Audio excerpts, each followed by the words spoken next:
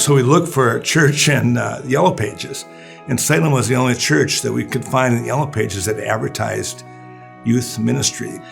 So we figured any church that advertises youth ministry is a church that's planning on growing. 36 years later, we're here, and we're glad. What I remember was by the time I was 6 years old, I helped my dad. He was the custodian as a second job. And so I was here and working with him we put in about 20 hours a week just myself till the time I had left the house. Then we moved back here about 6 years ago. We decided to come back to Salem. My wife liked it. We enjoy the people and everything else, so we came back here. What we decide today, what we ask God to bless today, maybe doesn't fruit itself out for 20 years. But when it does, you need to remember we ask God for that to happen. Well, we seem to have we have this increased focus on coffee. We never used to have this much focus on coffee in the past. We've been praying that there'd be new people and younger people coming into leadership. And on the council right now, we do have younger people and other people getting involved in the commissions. And then we had 2 new people show up to take the offering. We realized they didn't go here. We never saw them again, but they did a great job. A lot of good memories, especially Christmas Eve, which was our Candlelight service, and that was pretty neat. We always look forward to that on Christmas. So. We've had a definite change in our media focus, and to be able to watch a service if we need to stay at home because someone in the family is ill, or like our daughter that's worked all night long, she can catch the service before she heads to bed.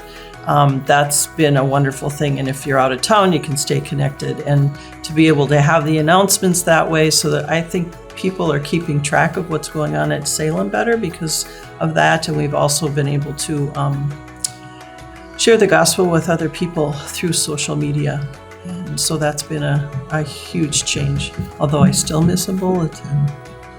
Legacy of a church, I've written articles, at least to myself, and I go back and look at them. Pastors, I call them bricks in a wall. We build a wall at the church, one pastor at a time.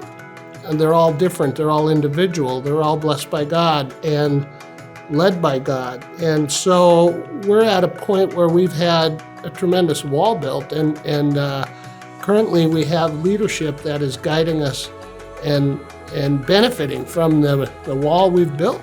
And it's a wonderful thing to see. I'm excited about the visitors and the people that are visiting and staying, and the increase in our nursery and our children's ministry program.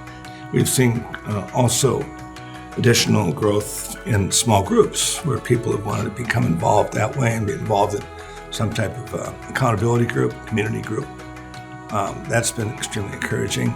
We understand and believe that it's important to have young families in all ages, actually, to come into the church. And that's where we find the balance in worship together.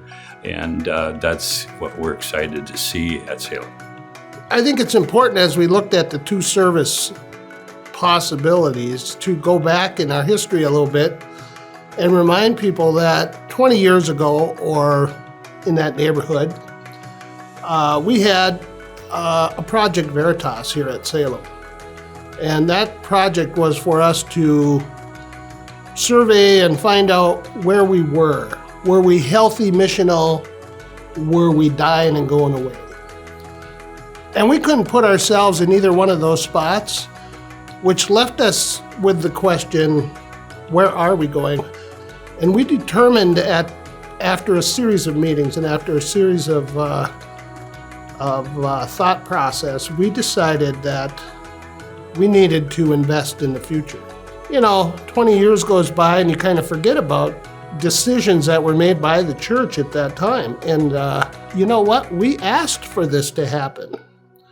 We projected this 20 years ago that was what we wanted to happen. And so all the details that maybe upset you one way or another, or that you love one way or another, you have to realize we wanted this.